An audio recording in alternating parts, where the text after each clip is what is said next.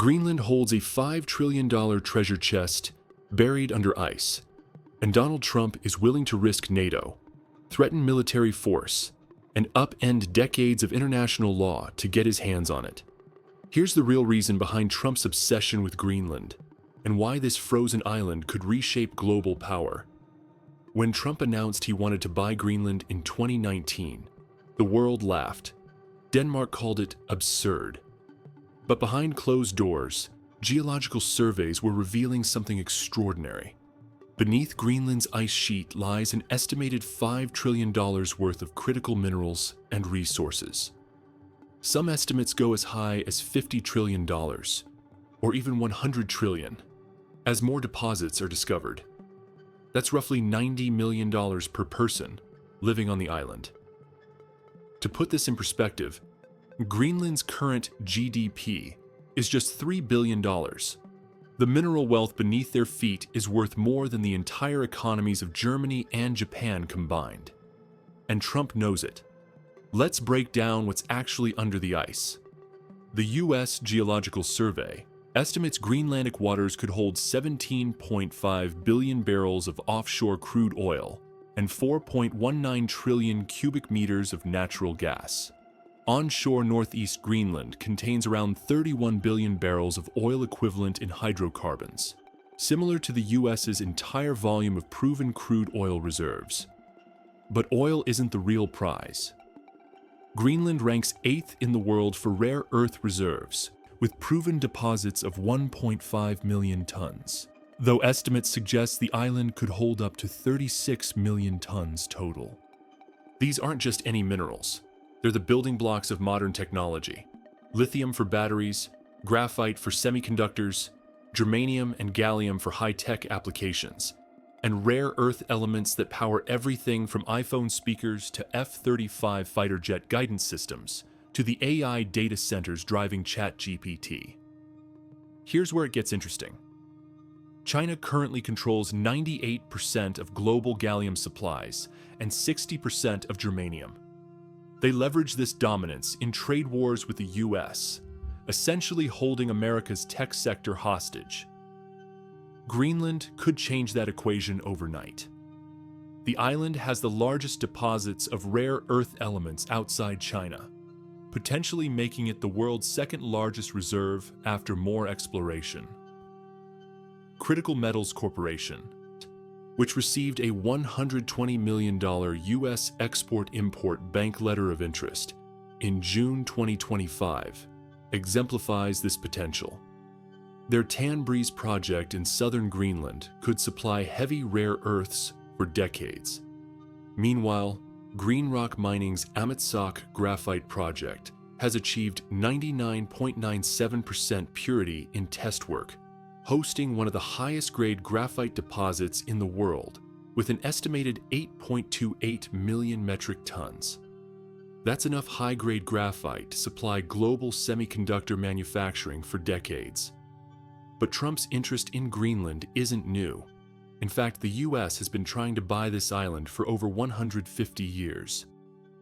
In 1867, Secretary of State William Seward proposed buying both Greenland and Iceland for $5.5 million. The same year, he successfully purchased Alaska from Russia. The offer never materialized. In 1910, EUS Ambassador Maurice Francis Egan suggested trading the Philippine island of Mindanao for Greenland and the Danish West Indies. He called it a very audacious suggestion, but Denmark wasn't interested. The most serious attempt came in 1946. President Harry Truman offered Denmark $100 million in gold for the island. To understand how significant this offer was, that's equivalent to about $1.5 billion today. Danish Foreign Minister Gustav Rasmussen's response was diplomatic, but firm. While we owe much to America, I do not feel that we owe them the whole island of Greenland. Interestingly, the Americans also suggested a land swap involving Point Barrow, Alaska. Had Denmark accepted, they would have benefited from the Prudhoe Bay oil field discovery in 1967, the richest petroleum discovery in American history. What changed everything was World War II. When Germany occupied Denmark in 1940, Danish ambassador Henrik Kaufmann went rogue, signing the Greenland Treaty in 1941 that transferred defense of Greenland to the US without his government's approval. This gave America its first real foothold on the island. By 1951, the US had formalized its military presence through a defense agreement allowing bases on Greenland. Thule Air Base, now called Patuxent Space Base, became one of America's most strategic installations. But what most people don't know is what the US was really doing there. Between 1959 and 1967, the US military operated Camp Century, a top-secret research facility carved into the ice. Officially, it was a scientific research base. In reality, it was the site of Project Iceworm, a covert program to test the feasibility of hiding nuclear missiles under the ice. The plan was to create a network of launch sites that could survive a Soviet first strike. The project was abandoned, but not before a B-52 carrying 4 nuclear bombs crashed near Thule in 1968. The impact detonated the conventional explosives but didn't trigger the nuclear warheads. Still, radioactive contamination spread across the ice. It was a stark reminder of just how strategically important this frozen island really was. Today, less than 200 Space Force personnel are stationed at Patuxent Space Base, but they operate critical missile early warning systems that protect the US homeland from Russian attack through the GIUK Gap, the strategic choke point between Greenland, Iceland, and the United Kingdom that NATO uses for Arctic monitoring. In June 2025, the Pentagon placed all military operations in and around Greenland under US Northern Command, a clear signal of the island's growing strategic importance.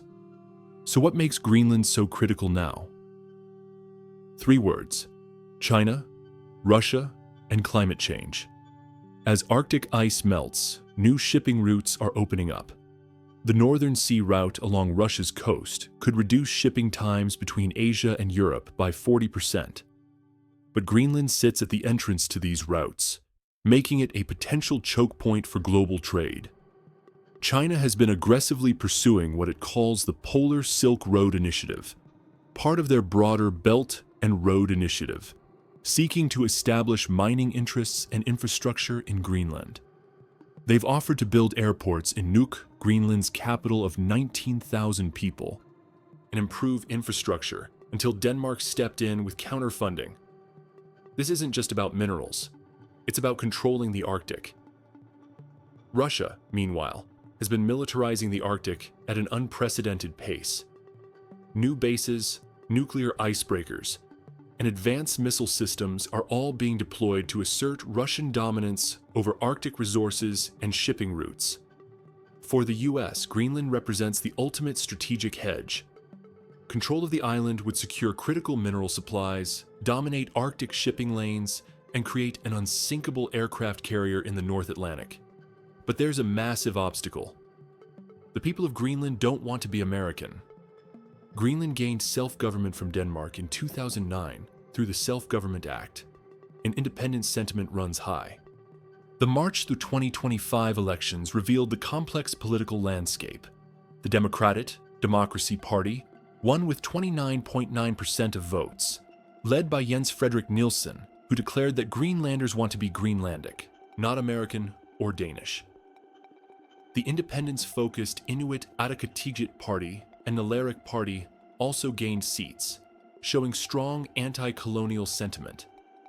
A 2025 poll showed 84% of Greenlanders support independence from Denmark. However, when forced to choose between the US and Denmark in a binary choice, 85% preferred Denmark and only 6% chose America. Greenland's current Prime Minister Mute Egede summed up the sentiment perfectly. We do not want to be Danish. We do not want to be American. We want to be Greenlandic. This creates a fascinating economic dynamic.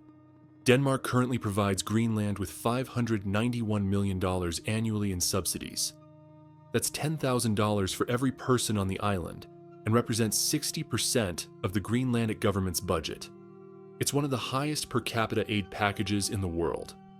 But here's the catch. If Greenland ever achieved independence, they'd lose that Danish funding. The island would need to find another way to monetize its vast mineral wealth.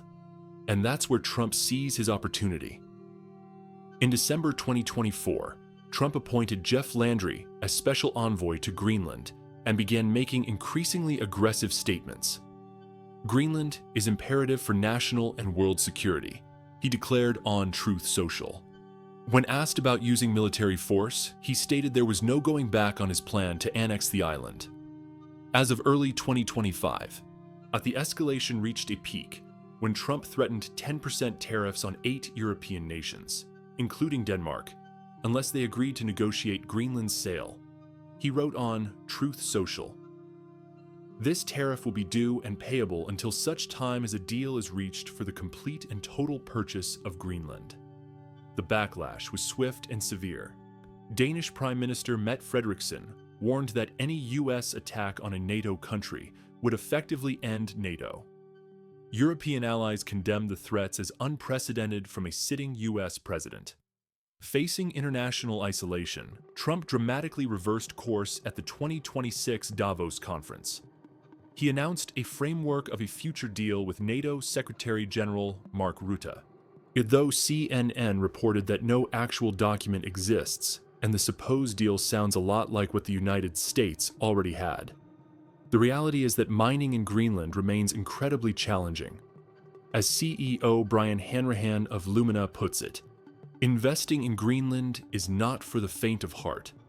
The island currently has only 2 active mines, Amaroq Minerals' gold operation at Nalunaq, and one for a northesite. A ruby mine closed in 2024 after bankruptcy. Energy transition. Minerals, formerly Greenland Minerals, continues to face political opposition for their Kvanefjeld rare earth project, despite holding vast reserves. Climate, logistics, and economics all work against large-scale extraction. Most deposits lie under thousands of feet of ice in one of the world's most inhospitable environments. Getting equipment to remote sites costs a fortune, and there's virtually no infrastructure to support major mining operations. Yet the potential rewards are so vast that companies and countries continue to invest. China's dominance over critical minerals gives them enormous leverage in trade negotiations. Companies like MP Materials in the US are trying to break this dependency, but they can't match China's scale. A single supply disruption could cripple US manufacturing and defense capabilities. This is why experts like Mike Waltz, Trump's former national security advisor, argue that Greenland is about critical minerals and natural resources. These materials are used in magnets, which are really important for a range of technologies, both for defense as well as for the renewable energy transition. Others remain skeptical. Javier Blas of Bloomberg notes that hyperbole around Greenland and commodities has a 50-year-long history, pointing out that the island has never actually produced petroleum and previous mining attempts have ended in bankruptcy. Mining expert Ted Feldman offers a middle ground. "I think it's a great idea to expand America's presence in Greenland to counter Russia and China. But I don't think we should go there for the minerals." Former US Ambassador Nick Burns suggests a more diplomatic approach. There's a way for the Trump administration to get what it says it wants, and that's mineral access and military bases by doing something that should be normal. And that's respecting Denmark, working with them diplomatically. The March 2025 Greenlandic elections revealed just how much Trump's aggressive approach has backfired. Originally, in dissatisfaction with Denmark over various issues dominated political feelings. But as the election progressed, fear of losing autonomy to the United States became the primary concern, especially after Trump refused to rule out military force. The Democratic Party's victory, along with strong showings by Inuit Ataqatigiit and other independence parties, sent a clear message. Greenlanders want independence from everyone, not absorption into America. What makes this entire saga so fascinating is that it reveals the collision between old world imperialism and new world economics. Trump's approach, threatening military force and economic coercion to acquire territory, feels like something from the 19th century. But the underlying driver is thoroughly modern: the race to control the critical minerals that power our digital economy. Greenland sits at the center of three massive global trends: the fight for Arctic resources, the competition with China over critical minerals, and the geopolitics of climate change. As ice melts and new territories become accessible, the scramble for control will only intensify. The island's mineral wealth is real, potentially worth more than the GDP of most nations. But turning that potential into actual economic value requires enormous investment, patience, and most importantly, the cooperation of the Greenlandic people. Trump's all-or-nothing approach has arguably set back American interests in the region. By threatening military force and economic coercion, he's pushed Greenlanders further away from the US and closer to their European allies. The irony is that America already has much of what it claims to want in Greenland: military bases, strategic positioning through the GIUK gap, and cooperative agreements with Denmark provide access to the island's resources without the massive costs and international complications of annexation. The real lesson here isn't about Greenland at all. It's about how the world's most powerful nation chooses to pursue its interests in an interconnected world. The era of simply buying territory with gold or taking it by force is over. Modern influence requires building relationships, offering mutual benefits, and respecting the wishes of local populations. Greenland's $5 trillion treasure will eventually be extracted. The economic incentives are too powerful to ignore. The question is whether America will be a partner in that process, or a frustrated outsider looking in. Trump's gambit has revealed the stakes, but it may have also shown exactly how not to play the game. The next chapter of this story will be written not in Washington or Copenhagen, but in the small towns and communities across Greenland, where 57,000 people will ultimately decide their own fate. And they've made their position clear through leaders like Jens Frederik Nielsen and the democratic process. They want to be Greenlandic, nothing more and nothing less.